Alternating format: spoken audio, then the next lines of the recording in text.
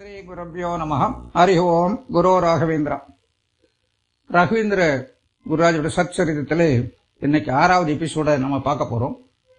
சென்ற எபிசோட்ல பிரம்மண்ய தீர்த்தர் தன்னுடைய சிஷ்யனான வியாசராஜரை வேறொரு யதீஸ்வரனிடம் அனுப்பி துவைத சித்தாந்த பாடங்கள், ஷண்மதம் தர்சனங்களை பற்றிய விவரமான படிப்பு இவற்றெல்லாம் தெரிவதற்காக ஸ்ரீபாதராஜருடைய மடத்திற்கு அனுப்புவதாக தீர்மானம் பண்றார். இப்ப ஸ்ரீபாதராஜருங்கிறது யாரு, அவரை பத்தி ஓரளவு தெரிஞ்சுட்டு அப்புறம் அடுத்தால நம்ம இதை பத்தி போகலாம்.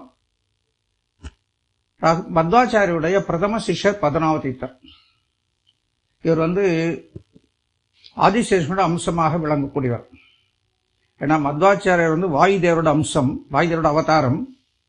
அவர் சொன்ன நூல்களை, அவர் இயற்றிய கிரந்தங்களை புரிந்து கொள்வதற்கு அந்த அளவுக்கு தகுதியத்தோர் வேணும். அப்படின்னா ஆதிசேஷனுடைய அம்சம் உள்ள ஒருத்தனால் தான் அதை புரிந்து கொள்ள முடியும். அதனால்தான் பத்மநாபதீர்த்தர் ஆதிசேஷன் அம்சமாக பத்மநாபதீர்த்தர் அவதாரம் பண்ணி குருவனுடைய மத்வாச்சாரியோட கிரந்தங்களை எல்லாம் விளக்குறையெல்லாம் எழுதி சிஷ்யர்களுக்கெல்லாம் பாடம் சொல்லி கொடுத்திருக்கார். அப்பேற்பட்ட பத்மநாபதீர்த்தர் ஒரு மடம் ஸ்தாபனம் பண்ணார். அதான் பிற்காலத்திலே ஸ்ரீபாதர் மடம் என்று பெயர் விட்டு விளங்குகிறது.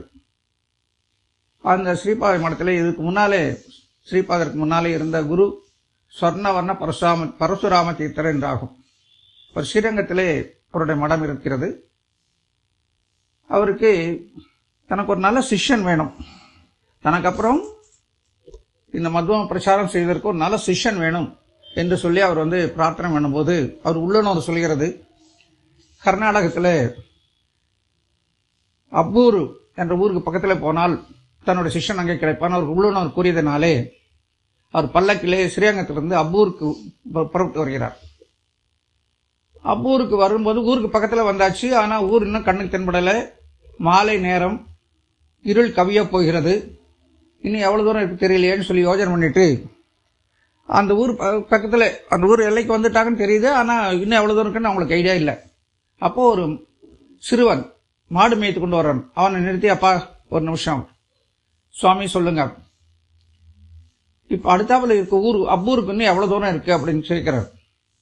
அந்த சிறுவனின் பெயர் லட்சுமி நாராயணன் என்ற பெயர். அவன் இன்னும் 1 மைல் தூரம் 2 மைல் தூரம்லாம் சொல்லாம அவன் கவிதையாகவும் சொல்றான்.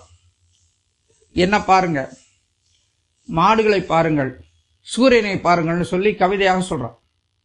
அதாவது மாலையை மயங்குவதுக்குள்ள, இருள் கவரத்துக்குள்ள மாடுகளை எல்லாம் கொண்டு அந்தந்த கொட்டில அடைச்சிருவாங்க அந்த காலத்துல. அப்போ இன்னும் ரொம்ப பக்கத்தில் தான் இருக்கு, ரொம்ப தூரம் இல்லைங்கிறத டைரக்டா சொல்லாம இன்டைரக்டா கவிதை மூலம் சொன்ன உடனே அந்த கவிதை நயமாக அவன் பேசியது சொன்ன பரசுராமத்துக்கு ரொம்ப பிடிச்சு போச்சு. உடனே அவனுக்கிட்ட மறுபடியும் கேள்விகள்லாம் கேட்கிறார். ஒவ்வொரு கேள்விக்கும் அவன் விசித்திரமாக பதில் சொல்கிறான். அவனுக்கு ரொம்ப பிடிச்சு போச்சு. உடனே அவன் தலையில மந்த்ராட்சி போட்டு ஆசீர்வாதம் பண்ணி, நீ எங்கூட வா, பல்லக்கில் ஏறி எங்கூட வா, நான் ஊருக்கு கூட்டு போய் விடுறேன் அப்படிங்கிறார். இந்த சிறுவன் மறுத்து விடுகிறான். இல்ல சுவாமி, நீங்க பெரியவங்க, எனக்கு உங்களோட உட்கார்ந்து யோகியதை இல்லைன்னு சொல்லிட்டு வந்துடும். இவர் இந்த பையனே நினைச்சிட்டு இருக்காரு. நேரா புருஷோத்தம் குகை, அப்பூர்ல இருக்கிற புருஷோத்தம் குகைக்கு போறாரு. அங்கே புருஷோத்த தீர்த்தரும் அவருடைய சிஷ்யர் பிரம்மண்ய தீர்த்தரும் இருக்கிறாங்க. அவங்க 2 பேர்த்தையும் பார்த்த உடனே இவர் தோணுது, இந்த மாதிரி இவர் 2 பேர் எப்படி புருஷோத்தம் எப்படி பிரம்மண்ய தீர்த்தம் கிடைத்தாரோ, அது மாதிரி எனக்கு கூட இந்த ஒரு சிஷ்யன் கிடைத்தா நல்லா இருக்குன்னு மனசுல நினைச்சிட்டு அதை புருஷோத்த தீர்த்தோட சொல்கிறார். அப்ப புருஷோத்தம தீர்த்தம் சொல்றாரு, உங்களுக்கு இந்த ஊர்லயே கூட கிடைக்கிறது வாய்ப்பு இருக்குது, இப்ப கூட கிடைக்கலாம், இறைச்சித்தம் எப்படி இருக்கோ பார்க்கலாம்னு சொல்லி சொல்றாங்க. அப்போ சொர்ணவன பரசுராம தீர்த்தம் சொல்றாரு, அவர்கிட்ட நடந்த விஷயம் சொல்றாரு. இந்த மாதிரி ஒரு பையனை பார்த்தேன், இந்த மாதிரி பதில் சொன்னா, ரொம்ப பிடிச்சிருக்கு எனக்கு, அவன் சிஷ்யனா எடுத்துக்கலாம பாக்குறேன் அப்படின்னு சொல்லி சொல்றாரு. உடனே பிரம்மண்ய தீர்த்தம் சரி இது இறைச்சித்தம் என்று சொல்லி அந்த பேரண்ட்ஸ் கிட்ட சொல்லி அனுப்பிச்சு அவங்கள வர சொல்றாங்க. பேரண்ட்ஸ் முதல்ல தயங்கினாலும் அவங்க சொல்றாங்க, உங்களுக்கு எல்லா சௌரியம் பண்ணி கொடுக்குறோம். ஏன்னா அவங்களுக்கு வசதிகள் ரொம்ப கம்மியான குடும்பத்தில், வறுமையிலான குடும்பத்தில் பிறந்தவர் லட்சுமி நாராயணன். அதனால அவங்களுக்கு வறுமை அதிகமா இருந்தது. பையனுக்கு உபநயனம் கூட பண்ண முடியாத சூழ்நிலை. அப்ப பிரம்மண்ய இது புருஷோத்தமர் சொல்றாரு, நீங்க உங்க பையனை மடத்துக்கு ஒப்படைச்சிருங்க, நீங்களும் மடத்திலேயே இருந்துக்கோங்க, உங்களுக்கு எல்லா சௌகரியம் கிடைக்கும். பையனுக்கு உபநயனம் பண்ணி அவனை வந்து நல்ல ஒரு சன்னியாசியாக்கி அவனை வித்யாபியாசம் பண்ணி மிகப்பெரிய பண்டிதனாக மகானாக ஆக்கலாம் என்று சொன்ன உடனே, சரி நம்ம குடும்பத்தில் ஒரு வாரிசு நல்ல ஒரு பெரிய உயரும் புகழ்வக்கூடிய ஒரு சன்னியாசி ஆகிற மகானாகிறார்னா சந்தோஷம் சொல்லி அவங்க ஒத்துக்கிறாங்க. அப்போ லட்சுமி நாராயணனுக்கு வந்து பாடப்பிரவச்சனம் அவங்களுக்கெல்லாம் சொல்லி கொடுத்து அவர் உயரிய வயதிலே அவருக்கு வந்து சன்னியாசாசனத்தை வந்து லட்சுமி நாராயண முனின்னு சொல்லி அவருக்கு பட்டம் கொடுக்குறாரு, சன்னியாச தீட்சை கொடுக்குறாங்க. நார்மலாக பார்த்தீங்கன்னா அவங்களுடைய இயற்பெயர் வேற விதமாக இருக்கும், சன்னியாச தீட்சை வேற விதமாக இருக்கும். ஆனால் இவருடைய இயற்பெயரே அவருக்கு லட்சுமி நாராயண முனின்னு சொல்லி அவருக்கு வந்து கொடுக்குறார் சொர்ணவர்ண தீர்த்தர். இதுக்கு காரணம் என்னன்னு கேட்டீங்கன்னா, பின்னாலே ஒரு பேர் வரப்போகுது, ஃபேமஸ் ஆக போகுது. அதை தெரிஞ்சு அவர் வந்து இப்போதைக்கு பேர் மாற்ற வேண்டாம், தானா வரும்னு சொல்லி தீர்மானம் பண்ணிட்டு தன் சிஷ்யனை அழைத்துக் கொண்டு ஸ்ரீரங்கம் வந்து அவருக்கு பாட பிரவச்சனங்களாக செய்து வைக்கிறார். அப்போ உபதேந்திர தீர்த்தர் என்ற மகான் ராகவேந்திர சுவாமிகளுடைய மடத்தினுடைய பூர்வ யதீஸ்வரர். அதாவது முதல்ல சொன்னேன் இல்லையா, வித்யாராஜர் பேரில் இரண்டாக பிரிந்த என்று, ஒன்று பூர்வாதி மடம், இன்னொன்று தட்சிணாதி மடம். தட்சிணாதி மடத்தில் அவர் வந்து கவீந்தர் தீர்த்துக்கு அப்புறம் வாகீச தீர்த்தர் வராரு, வாகீச தீர்த்தருக்கு அப்புறம் ராமச்சந்திர தீர்த்தர் வராரு, ராமச்சந்திர தீர்த்தரோட சிஷ்யராக உதயேந்தர் தீர்த்தர் வருகிறார். இவர் பெரிய ஞானவான், வாதங்களிலே ஜெயிப்பல் வல்லவர். அவர் யாரு வாதத்தில் ஜெயிக்கவே முடியாது, அப்பேற்பட்ட சிறந்த மகான், நல்ல ஞானி, மதுவ சித்தாந்தம் அப்படியே கரைச்சு குடிச்சவர். அவர் வந்து ஸ்ரீரங்கம் வரும்போது சொர்ணவர்ண தீர்த்தர் அவரிடம் ஒரு வேண்டுகோள் விடுக்கிறார். என்னுடைய சிஷ்யன் லட்சுமி நாராயணனுக்கு நீங்க வந்து பாட பிரவச்சனம் பண்ணி வைக்கணும், உங்களுடைய அனுகிரகத்தினாலே இந்த யதீஸ்வரன் இளைய சன்னியாசி மிகப்பெரிய மகானாக வர வேண்டும், நீங்க தான் அனுகிரகம் பண்ண சொல்லி அவர்கிட்ட வேண்டிக்கிறார். இவர் லட்சுமி நாராயண முனி வேற யாரும் இல்லை, துருவனுடைய அம்சம். துருவ நட்சத்திரமா இருந்த அந்த துருவனுடைய அம்சம்தான் முதல்ல அவருடைய பிறவால் துருவனாக இருக்கும்போது கடுமையான தபஸ் பண்ணி லட்சுமி நாராயணன் தரிசனம் பண்ணி நாரதர் உபதேசம் பெற்ற அந்த துருவன் தான் இப்பொழுது லட்சுமி நாராயண முனியாக அவதாரம் பண்ணியிருக்கார். அவருக்கு ஞான திருஷ்டியில் தெரியுது இவர் யாருன்னு தெரிஞ்சு போச்சு. உடனே அவர் சொல்றாரு, கண்டிப்பா நான் செய்றேன்னு சொல்லி இவருக்கு பாடம் கற்பிப்பதற்காக உதயன் தீர்த்தர் சுமார் 12 வருடங்கள் வரையிலும் ஸ்ரீரங்கத்தில் தங்கியிருந்து பாடங்கள் சொல்லிக் கொடுக்கிறார். சோ லட்சுமி நாராயணுடைய முனியுடைய ஆசிரம குரு வந்து ஸ்வர்ணவன பரசுராம தீர்த்தர், ஆனா வித்யா குரு வந்து உதயேந்திர தீர்த்தர். அப்போ ஒரு தடவை ஒரு சாதுர்மாச பீரியட்ல இவங்க வந்து உதயேந்திர தீர்த்தரும் லட்சுமி நாராயண முனியும் ஒரு இடத்துல தங்கியிருக்காங்க. அப்போ வந்து உத்தராயணத்தை சேர்ந்த ரகுநாத தீர்த்தங்கிற யதீஸ்வரரும் அங்கே வர்றார். இந்த இளைய சன்னியாசியை பார்த்தோன்னே அவர் முகத்தில் இந்த தேஜஸ் எல்லாம் பார்த்தோன்னே ஒரு சந்தோஷம்.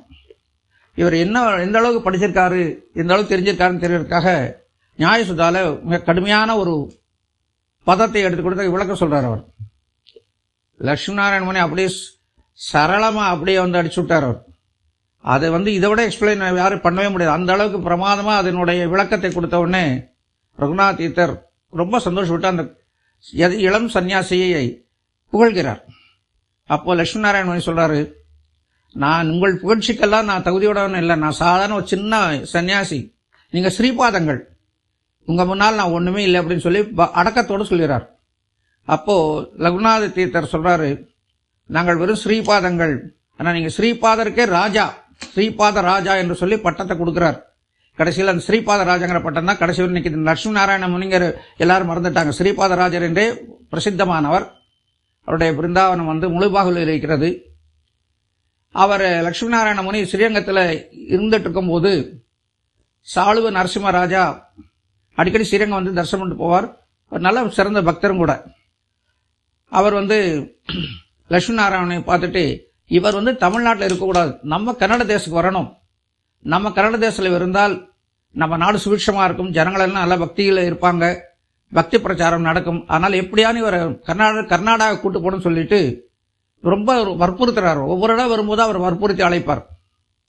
ஒரு ஸ்டேஜில் லட்சுமி நாராயண முனியம், அதாவது ஸ்ரீபாத ராஜர் என்ன நினைக்கிறாரு, சரி நம்ம முழுபாவில் போயிடலாம், ஏன்னா தமிழ்நாட்டில் அப்போ வந்து பொலிட்டிக்கல் சுச்சுவேஷன் வித்தியாசமா இருக்குது. ஸோ அதனால இப்போ வந்து சேஃபா இருக்கிறதுக்கு நம்ம கர்நாடகா போறது ரொம்ப சேஃபா இருக்குங்கிற ஐடியாவில் அவர் கர்நாடகா போக சம்மதித்து முழுபாகுலை தேர்ந்தெடுக்கிறார். முழுபாகுலு நரசிம்ம கஷேத்திரம் அது. அந்த இடத்துல அவர் வந்து சர்வ கலாசாலை ஏற்படுத்தி அவரே குலபதியாக இருந்து நிறைய மாணவர்கள் பாடம் கற்பித்துக் கொண்டிருக்கிறார். அப்பேற்பட்ட சன்னியாசியிடம், யதீஸ்வரரான ஸ்ரீபாதரிடம்தான் வியாசராஜரை அழைத்துக் கொண்டு பிரம்மண்ய தீர்த்தர் வருகிறார். பிரம்மண்ய தீர்த்தர் வராருன்னு சொன்னோடனே ஸ்ரீபாதர் ரொம்ப சந்தோஷம். பெரிய மகான் அவர் வராரு நம்ம தேடிட்டு அவசர அவசரமாக திடீர்னு லாஸ்ட் மினிட்ல ஒரு தகவல் வருது. அவசர அவசரமாக அவருக்கு பூர்ண மரியாதை அழைப்புலாம் செய்து பண்டிதர்கள்லாம் அழைத்து முன்னால் நின்று வெயிட் பண்ணி அவர் வரக்கூடிய நேரத்துக்கு காத்திருந்து அவர் வந்தோன்னா பூர்ண மரியாதை அளித்து அவருக்கு நமஸ்காரம் பண்ணி ஒரு ஆலிங்கனம் பண்ணி அவரை சுசலம் விசாரித்து மடத்துக்கு மரியாதையாக அழைத்து செல்கிறார். 2 வரைக்கும் பிரம்மண்ய தீர்த்தரையும் வியாசராஜரையும் அழைத்துக் கொண்டு போகிறார்.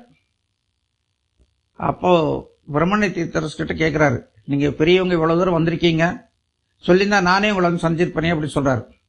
இல்ல அது முறை இல்லை, நான் தான் உங்ககிட்ட கேட்கணும். உங்ககிட்ட ஒரு வேண்டுகோளுக்காக ஒரு ரிக்வஸ்ட் உங்ககிட்ட வச்சிருக்கேன், நான் அதுக்காக தான் வந்திருக்கேன்னு சொல்றாரு. நீங்க சொல்லுங்க, நீங்க என்ன சொல்றீங்களோ அதை நான் நிறைவேற்றி தரேன்னு சொல்லி ஸ்ரீபாதராஜர் பவ்யமா சொல்றாரு. அப்போ சொல்றாரு, என்னோட சிஷ்யன் வியாசராஜர், இவருக்கு நீங்க துவைத சித்தாந்தம், ஷண்மதம் பத்தி, ஷட் தர்சனங்களை பத்தி எல்லாம் நல்ல விவரமா சொல்லி கொடுத்து அவருக்கு எல்லாம் நல்ல ஒரு சிறந்த ஒரு இவரா வித்யாம்சராக அவரை நீங்க ஆக்கணும், நீங்க அவர் பாடம் கற்றுக்கு தரணும்னு சொல்லி சொல்றாரு. வியாசராஜரை பார்த்த உடனே ஸ்ரீபாதருக்கு அவ்வளவு சந்தோஷம்.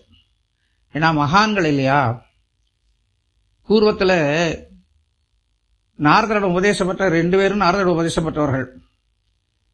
அவர் இந்த துருவன் காட்டுக்கு போறாரு. ஒன்னும் தெரியல, சின்ன குழந்தை, 5 வயசு குழந்தை. அவங்க அம்மா சொல்றாங்க, நீ போய் காட்டுக்கு போய் தபஸ் பண்ண, அப்பதான் உங்க அப்பா மடியில் உட்காரத்துக்கு உனக்கு சந்தர்ப்பம் கிடைக்குங்கிறார். சோ அந்த குழந்தை அப்பா மடியில் உட்காரணுங்கிறதுக்காக காட்டுக்கு போய் தபஸ் பண்ண போகுது. அந்த குழந்தைக்கு ஒன்றும் தெரியாது, என்ன செய்யறதுன்னு தெரியாது. ஏதோ ஒரு காட்டுல போய் ஒரு மரத்தடியில் உட்கார்ந்துருச்சு, இவ்வளவுதான் தெரியும். கண்ணை மூடி உட்கார்ந்துட்டு இருக்கு. அந்த குழந்தையோட இன்னோசன்ஸ் அந்த ஒண்ணுமே தெரியாது.